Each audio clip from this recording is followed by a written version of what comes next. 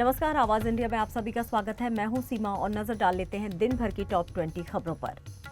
मोदी सरकार ने युवाओं को साधने के लिए एम्प्लॉयमेंट लिंक्ड इंसेंटिव योजना की शुरुआत की है। इस योजना के तहत अगले 2 वर्षों में 3.5 करोड़ नौकरियों का लक्ष्य तय किया गया। इसके लिए 1 लाख करोड़ रुपए का भारी भरकम बजट आवंटित किया गया है। ये योजना बिहार चुनाव से पहले युवाओं को लुभाने की दिशा में मास्टर स्ट्रोक मानी जा रही है। इसे रोजगार और राजनीति का बड़ा गठजोड़ बताया जा रहा है। कर्नाटक की सियासत में एक बार फिर से हलचल बढ़ गई है। मुख्यमंत्री सिद्धरमैया ने साफ कह दिया है कि वे पूरे 5 साल पद पर बने रहेंगे। वहीं उप मुख्यमंत्री डीके शिवकुमार ने तंज कसते हुए कहा है कि मेरे पास कोई विकल्प नहीं है। इन बयानों से सरकार के भीतर मतभेदों की चर्चाएं तेज हो गई हैं। विदेश मंत्री एस जयशंकर ने अमेरिका के राष्ट्रपति डोनाल्ड ट्रंप के उस दावे को खारिज कर दिया है जिसमें उन्होंने भारत पाक सीजफायर का श्रेय खुद को दिया था। जयशंकर ने बताया कि पाकिस्तान ने आतंकी हमले के बाद जब भारत ने जवाबी कार्रवाई की तभी पाकिस्तान ने खुद सीजफायर की गुहार लगाई थी। उन्होंने कहा कि मैं उसी कमरे में था। ट्रंप का दावा आधारहीन है। भारत द्वारा सिंधु जल संधि को आंशिक रूप से रोकने के बाद पाकिस्तान में हड़कंप मच गया है। प्रधानमंत्री शहबाज शरीफ ने जल भंडारण क्षमता बढ़ाने का ऐलान किया है। पाकिस्तान की खेती सिंधु, झेलम और चिनाब नदियों पर निर्भर है। ऐसे में भारत के फैसले को लेकर वहां चिंता साफ नजर आ रही है। पहलगाम आतंकी हमले पर क्वाड देशों ने एक सुर में कड़ी निंदा की है। हालांकि पाकिस्तान का नाम किसी ने नहीं लिया। क्वाड ने चीन पर निर्भरता घटाने के लिए क्रिटिकल मिनरल्स इनिशिएटिव की घोषणा की है। इसके साथ ही इंडो पैसिफिक में समुद्री सुरक्षा के लिए नया लॉजिस्टिक नेटवर्क शुरू करने का भी फैसला हुआ है। दिल्ली हाईकोर्ट ने संसद सुरक्षा उल्लंघन मामले में 2 आरोपियों को सशर्त जमानत दी है। नीलम आजाद और महेश कुमावत को 50,000 के मुचलके पर रिहा किया गया है। कोर्ट ने मीडिया और सोशल मीडिया पर बोलने पर रोक लगाई है। 13 दिसंबर 2023 को संसद परिसर में हुई इस चौंकाने वाली घटना को लेकर अब भी जांच जारी है। तेलंगाना के सिंगाची इंडस्ट्रीज में हुए धमाके में 40 लोगों की मौत हो गई है और 33 घायल हुए हैं।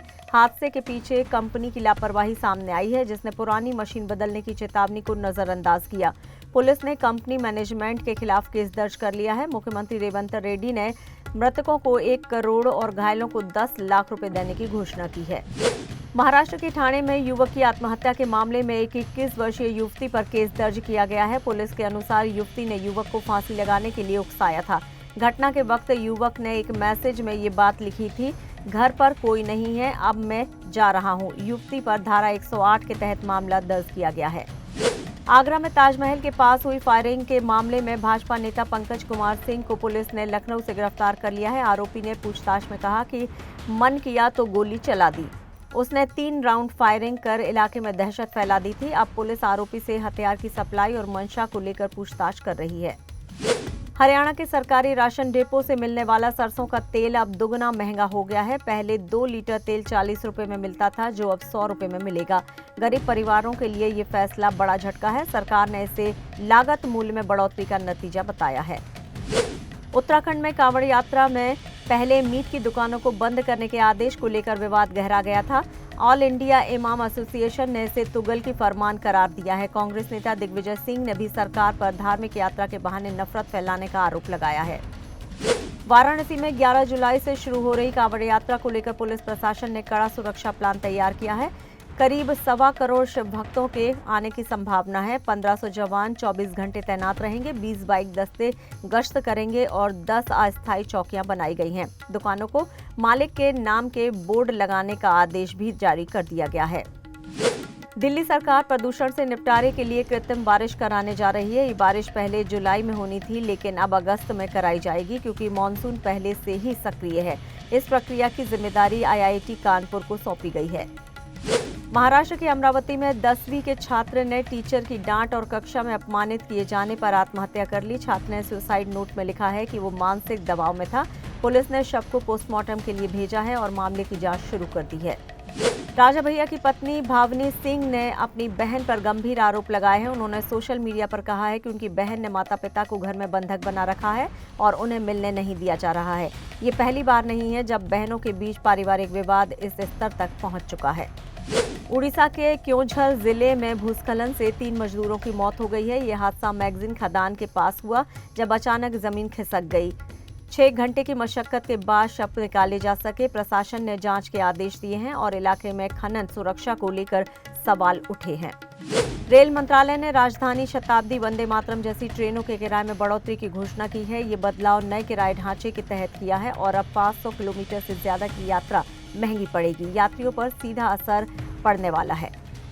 भारत सरकार ने विदेश में काम करने वाले भारतीय नागरिकों के हित में 22 देशों के साथ सोशल सिक्योरिटी समझौता किया है। इस करार में अब प्रवासी भारतीयों का प्रोविडेंट फंड भारत में भी ट्रांसफर हो सकेगा। ब्रिटेन और नीदरलैंड जैसे देश भी इसमें शामिल हैं। टीम इंडिया की बल्लेबाज ऋचा घोष ने टी20 इंटरनेशनल में ऐतिहासिक रिकॉर्ड बना दिया है। वे पूर्ण सदस्य देशों की ओर से सबसे तेज 1000 रन बनाने वाली पहली महिला खिलाड़ी बन गई हैं। सोशल मीडिया पर उन्हें लेडी धोनी कहकर जमकर बधाइयां दी जा रही हैं।